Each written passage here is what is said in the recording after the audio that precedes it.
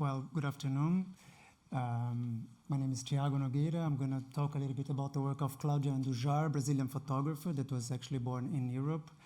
I'm going to try to make a long story, a very complex story, short. I hope I don't miss anything.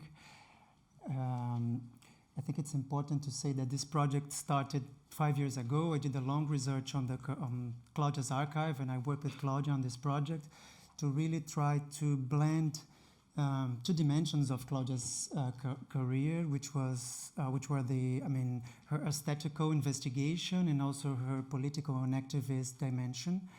I felt that with the years, Claudia was born in 31, she's 88 now, and I felt with the years and with time, those dimensions were a bit separated, and I wanted to learn more about them and integrated them together. So just to explain briefly, Claudia was born in Transylvania, but she had, because of her, in 1931, and during the war, the Second World War, she had Jewish origins, so she had to escape from Transylvania.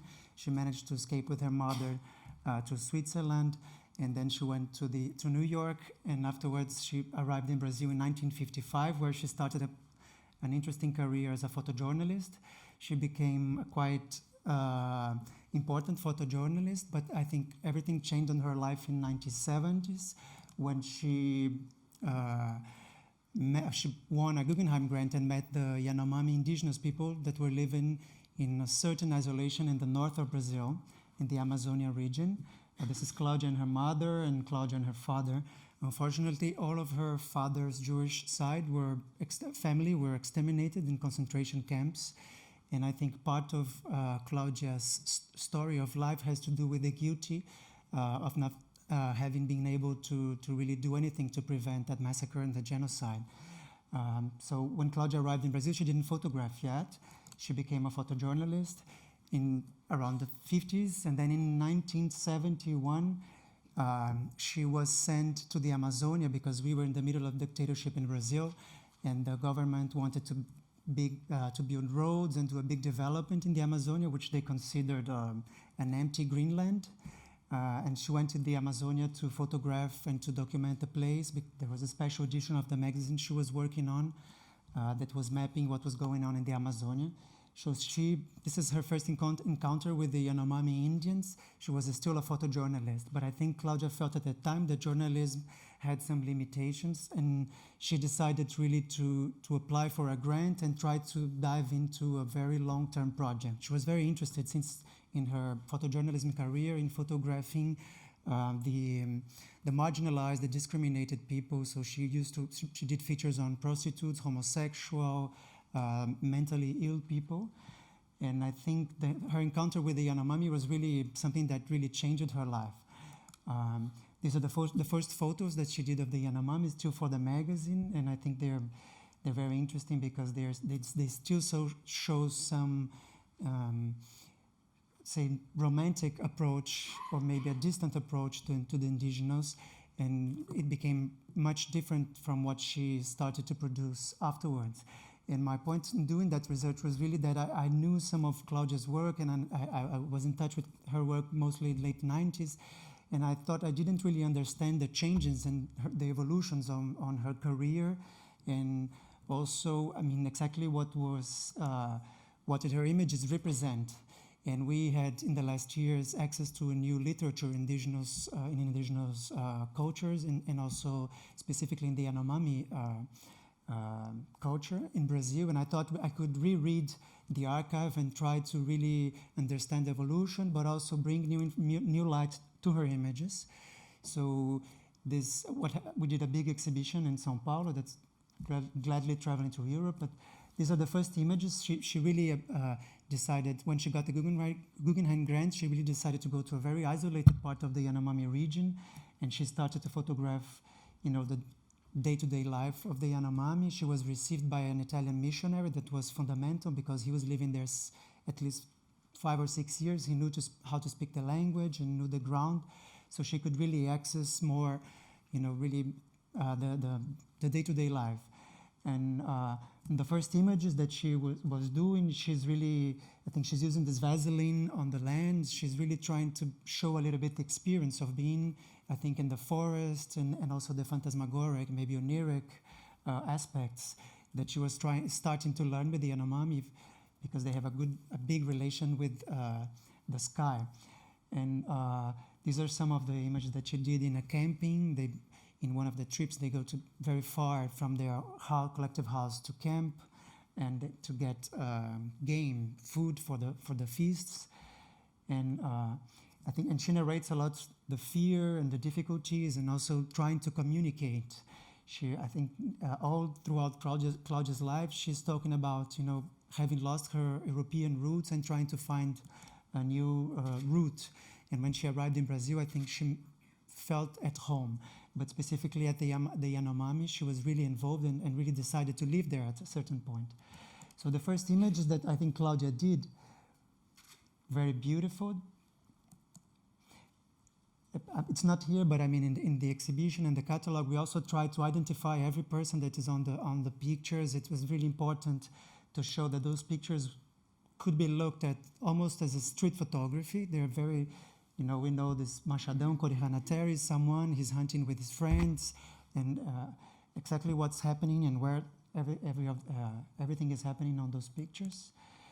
But what I think is interesting is the more Claudia understood the reality and the cosmovision of the Yanomami, the more experimental her images became, and she starts really to bring new elements, new photographic elements, to try to represent that vision of the world. So she's using high contrast film, and then she adopts the infrared films that were used by the Brazilian government to map the minerals of the Amazon in the various scientific expeditions.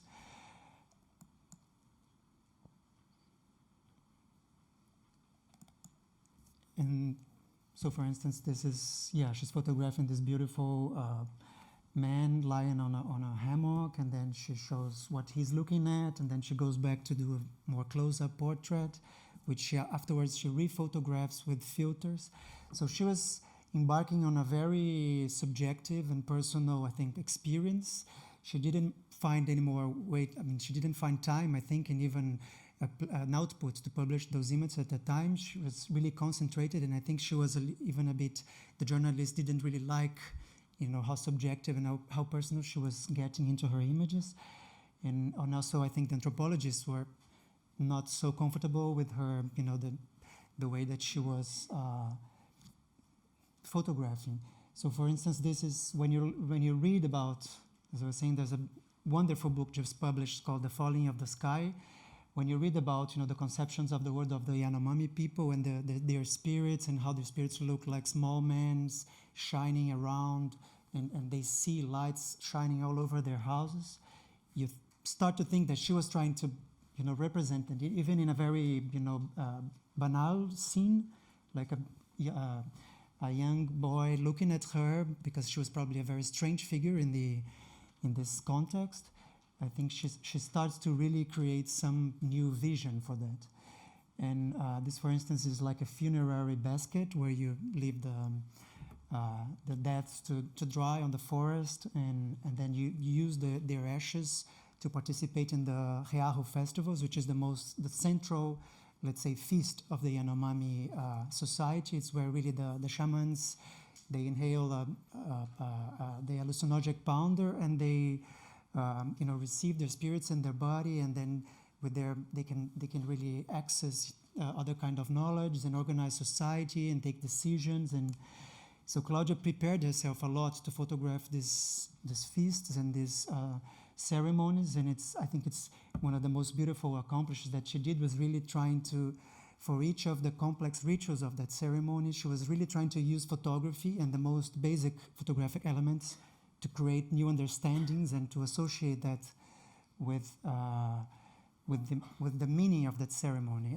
and with the invisible aspects or the abstract aspects of the culture that she was starting to learn. So this, for instance, is the chant of the women. It's a very important ceremony where all the women have to chant and repeatedly chant, and she's using just slow movement, open shutter. Or you see, for instance, in this in this presentation dance, where when you read about how in the ceremonies the shamans see, all the spider webs, the spirits coming on very shiny and illuminated spider webs on the sky, and they come through these and they enter their body. And you look at these, you may think that she was trying to represent something, and but also if you think about the rhythm, the music, the energy of this ritual. So really, I think Claudia embarked on a very special and very personal relation with the Yanomami to try to open up our photography and the representation of the world, and to create a photographic representation of that. So she was in the height of that research. Actually, at a certain point, she's even a bit not sure if photography is enough to do this, and she put aside a little bit her photographic project and starts a drawing project, and say to the Yanomami, you have to draw your world, you have to tell your story, you have to really narrate your myths, and she does a big photographic project. What happens is that simultaneously Brazilian dictatorship was starting to build roads on that place, and then all her friends and everything that was surrounded her starts to disappear and die because of the entrance of epidemics and maladies and those things. And Claudia starts to denounce, and for that she's expelled from the Yanomami land by the government, saying that for national security reasons she couldn't be in a frontier land. And then she spends 1 year in São Paulo trying to go back to that land, but it's been really hard for her. And she just decides to end the aesthetic project and really embark on a very political and activist project. And she founds the NGO. And for the next at least 15 years, after a year, when she really goes back, she already goes back as an activist.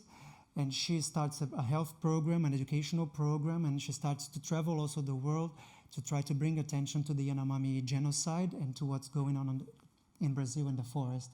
And she really has to put aside that project and starts to bring back a little bit the photojournalist career of her, to use those images not in a personal project, but really as a way to denounce the atrocities. For instance, this is a group of Opicteri indigenous people that used to live in very isolated part of the forest, but with the road now they migrated and became peddlers, asking for tools, asking for food. So I think Claudia, at a certain point, she had decided to become a Yanomami and live with the Yanomami, and it's the exact moment where she's expelled. So she's absolutely desperate, and I think she sees the story repeating herself and the genocide with a new family happening again, and she becomes very brave, and she gathers a lot of people around her to try to prevent that from happening. And it's only because of international pressure that they managed to organize, because we were still in dictatorship. There was no interest in trying to stop that they really, after 15 years of campaigning, brochures, pamphlets, and many other activities, they managed to stop that. There's an important series that she does, which is the medical cards. She's photographing the Yanomami and identifying them because they didn't have names, and they had to apply vaccination to all of them. So they look like, they have a strange resemblance to the photos that people are marked, but really, they're really like ID cards made to save those people. And they're running all up and down and trying to photograph everyone and apply vaccination to them to really prevent them from dying. She describes horrible scenes of a whole entire community dead, and they're trying to take care of the relatives, and the other dies because they have no protection. This is some of the images, of the new images also that we found in our archive with multiple exposure. And this is a film that I found very interesting on her archive, because she starts to photograph one of these communities, and then I think they didn't realize the sun changes. And what happens is that they start to be obscured by photography. So I think it shows a lot the paradox of trying, to reach out and trying to save a culture, but at the same time, when you approach that culture, you're probably obscuring or even exterminating that culture. Just to give an idea of the Yanomami land, In 1809 in Brazil, there is the sudden turn on that story because the Brazilian government decides to demarcate the land in 19 isolated islands, not in a continuous piece of land. And so this is like a sentence to death of the Yanomami because there is no space for them to move, to hunt. The rivers are going to be polluted. They were trying to liberate spaces for mining. And then Claudia brings back a little bit her artistic project, and she organized a big exhibition in Sao Paulo called The Genocide of the Yanomami, the Death of Brazil, to try to pressure against that demarcation. And she rephotographs all her archive, thousands of images that she had done, and makes a very beautiful big projection with stripes of images rephotographing that goldish tone that I think references a little bit, the mining in Brazil. And this is the reinstallation of the work that we just did to present that story. So I would just like to end, really, I think this important thing to know here is that I think there are two dimensions of the political activity of Claudia. It's not only deciding to put away the aesthetical project and to give way to an ethical commitment of hers, but also I think there's a big, and she was very criticized actually for doing the previous more aesthetical work by anthropologists, by journalists and etc. But I think really there's a very interesting political dimension on that work that I think it's what artists do, which is like creating new visions of the world, creating new representations and creating new forms of understanding. The Yanomami didn't like photography, and they don't like photography still today. They have a very ambivalent relation. But I think through the commitment with Claudia, they came to realize that this body of work is very important to protect them from our civilization and the threats that we cast upon them. So I think this is the reason that this work has survived and can be shown. And I think it's the reason that Claudia has fought also so hard for so many lives. And it's the reason that we are doing this show and trying to bring back, to unite again these dimensions, because I felt part of this story and the activism of her life was being forgotten when she started to be, recognized in the art world and being collected. So I think that's it. I would just like to say that this was going to be a project really to pay homage to an artist, an amazing woman, but it became an urgent story because last year we had election. We couldn't really anticipate that, but we had elections in Brazil, and the new president is now challenging the Yanomami demarcation that they obtained in '92. He's saying he wants to cancel the demarcation. He wants the indigenous people to explore the land with mining, with logging, and he's really saying he's not demarcating any piece of land extra to indigenous population. So what was to be like a happy ending story became really also an urgent call for pressure and for help. That's it. Thank you very much.